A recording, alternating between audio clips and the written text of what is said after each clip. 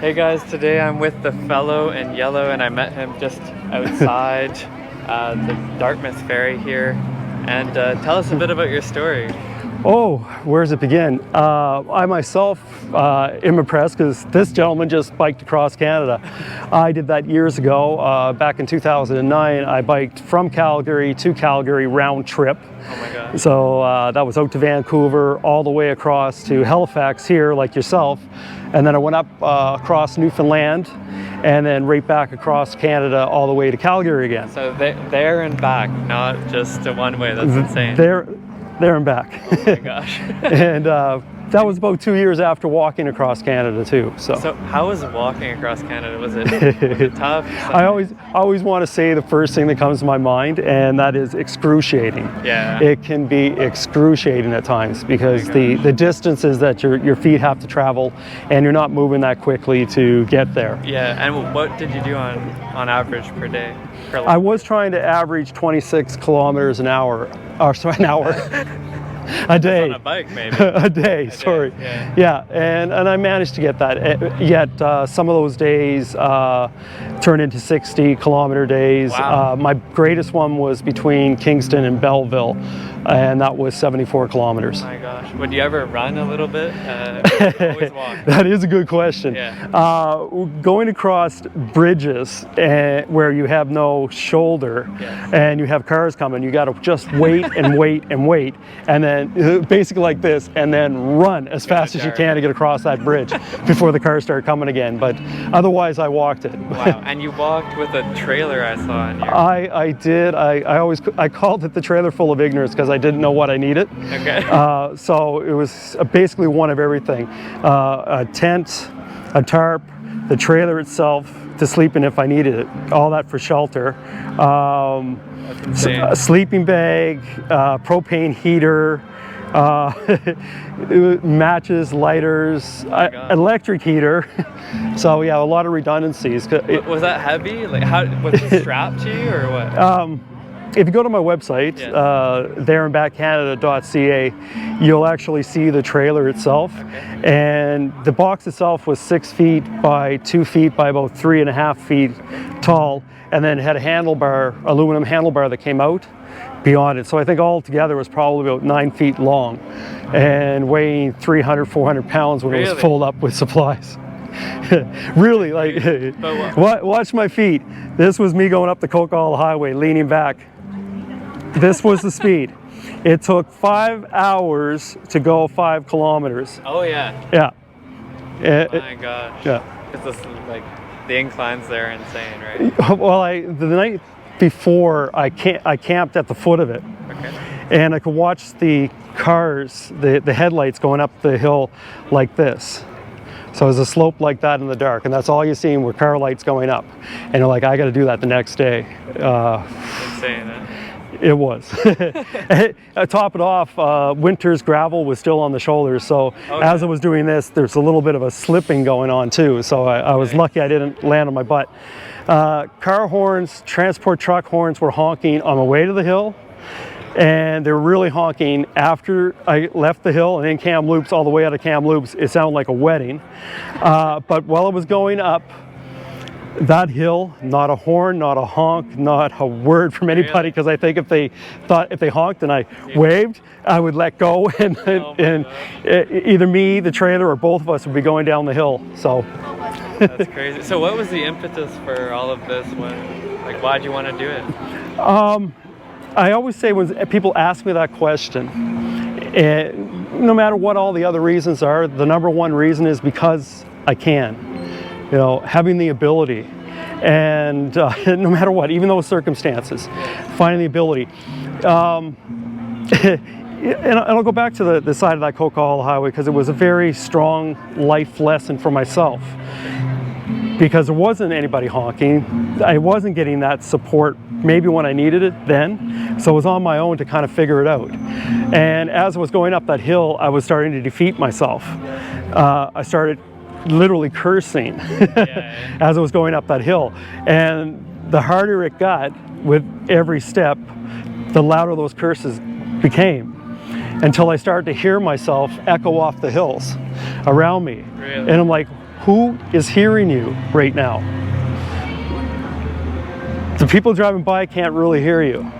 The bears, they hear you, they're just waiting for you to fall. The chipmunks that are chatting in the trees, they don't care.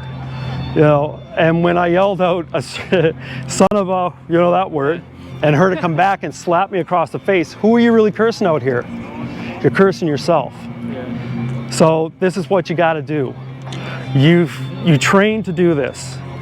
Go back to sets and repetitions. Let's do 50 steps, stop.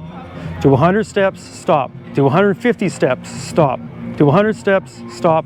Do 50 steps, stop. And so I did that. And before too long, I found myself gradually making it up that hill. Wow. Again, 5 hours later, but I did it. And then all the way across Canada.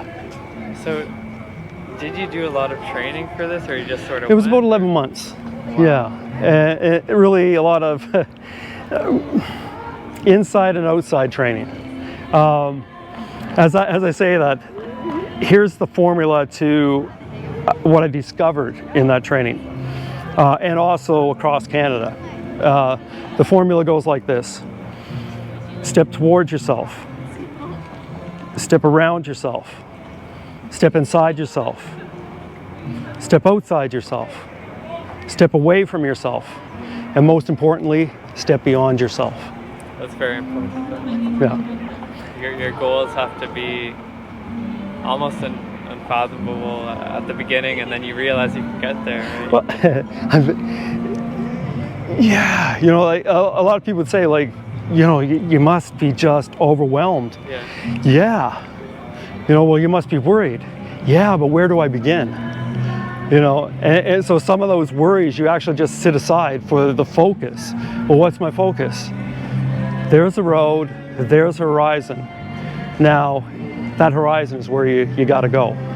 And it goes to one of my sayings: if you hang your head at your failings, you'll never see success on the horizon. Sure. So that's, yeah. And you do this for a cause, I see, or? When people ask what my cause is, again, I say the because. Again, because I can. But this because here is a little camp in Nova Scotia called Brigadoon Village. Okay. And it supports children with special needs. Amazing. So on top of that, I was a child myself with special needs. I got struck by a car here growing up in Nova Scotia. I was rushed by ambulance to the Victoria General Hospital across the harbor here. And I spent a month and a half there while I underwent 10, 11, 12 different surgeries. Had a cast on up to here for 10 months. Had an open wound down to my bone for a year and a half. So those are definitely special needs. So I have the empathy to understand that children that are facing cancer and diabetes and diseases like that, gee, they just need to just be a kid and get away from that and meet people in their own peer group to help them navigate through what they may have to navigate through. And I have another saying: if you reach a child that can remember, you'll have an adult that won't forget. Well, do you go to these camps and do inspirational speeches at times and stuff like that, or? Being I am from Calgary, and I actually did, for the purpose, come down here to try to do a run across Canada.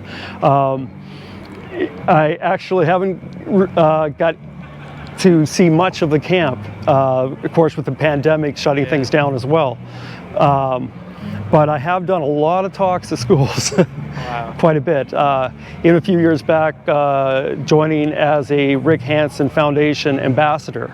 Really? To schools, talking with kids, and Rick Hansen was my hero for sure. While I was in the hospital, I got several autographs, and if anybody doesn't know who Rick Hansen is, he's a fellow who wheelchaired all the way around the world, 2 years, 2 months, 2 days. Which, yeah, so as I'm a 15-year-old child in the hospital and having this man wheeling across the world was amazing to me and inspirational, and I often thought of that in my recovery. So was you know, you got hit by a car, right? Yeah.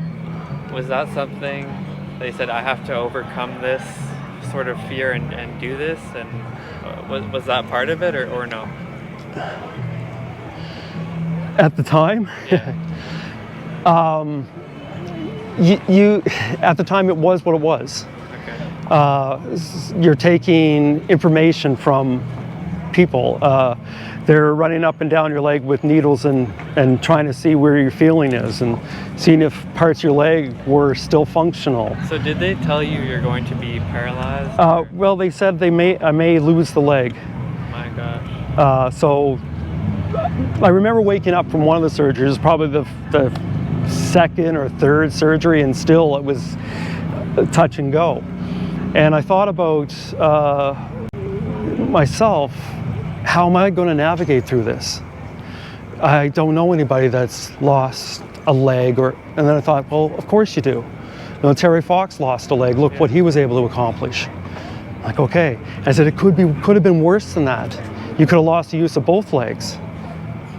But still, look what you could have accomplished.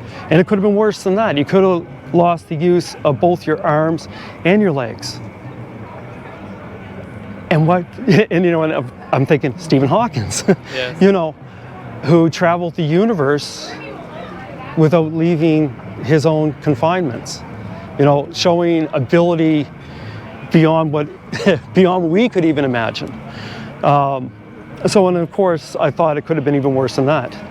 I could have. Everything in life, you just say, you take it as it comes, and it could be worse, right? If you have a problem on the road or something, and you just, and when you were a kid there, and that happened to you, would you even have that mindset as a kid? That was something innate, or did you have to learn that? It's kind of this thing, the kind of the chicken and egg kind of thing. Do we find our heroes? Do we pick our heroes, or is that hero already in us? Yeah. I think we transcend towards the people we want to emulate. But back to doing talks at schools. Yeah. I will talk, as I'm talking to you, about my heroes and inspiration. And even as an adult, a fellow by the name Fajat Singh, who at the age of 100 ran a marathon, that's inspirational. So we find our heroes all around. So I would ask children, who's your hero? And they'd say, maybe a sports athlete or something. Yeah. Who's your hero? Oh, a movie star. Who's your hero? My daddy. Who's your hero? My mommy. And like, great. Absolutely great heroes to have. But I don't want that person to be your own greatest hero. I want you to be your greatest hero in your life. So it's creating those heroes. And, and I think that's my greatest inspiration, because I've found out, even the struggle previous to my walk across Canada, where I'm trying to get sponsors and actually get a charity that will support me, and still saying at one point, you know what, I don't have a charity to talk about. I don't have sponsors, but I'm going to get out there and do it anyways. Wow. And I will be my own greatest hero. Now, I got halfway across Canada, I got a few sponsors, and I got a charity to support. So it sometimes is. You struggle with it, get out and do it. And good things come, right? Well, when we move in directions, we find those people along the way. As I bumped into you today. If you didn't do what you were doing, this conversation wouldn't be happening. No. Yeah. That's insane. Well, where can everyone find you online and stuff like that? Online, you can find me thereandbackcanada.ca. Okay. I have that, and I also have thereandbackcanada.com, and they're linked up to go to the same site, just so it doesn't confuse people. Yeah. You can hashtag me on Facebook or Instagram as well. I see some of the photos, the fellow in yellow. Okay. Or if you're in Halifax, you can find me here or there or all over the place. And earlier today, I was running across the rocks over there to do some exercise, getting the legs ready and balanced. And I say terrain is a good way to train on. So your next big project is again? It's getting through a Halifax winter. Okay. And if everything goes well and people behave with the pandemic, I really would like to try to head out next year. I think I have the resources ready to go. My mind, my body, and spirit is getting primed, and I'd love to hit the pavement and race as quickly as I can up to Newfoundland, and race as quickly as I can across Canada, and we'll see what goes from there. Amazing. Well, good luck to you. God bless. And thank you so much. Thank you. Thank you. Yeah, cheers. Nice to meet you. Thank you. And great job. Thank you. Yeah. All right.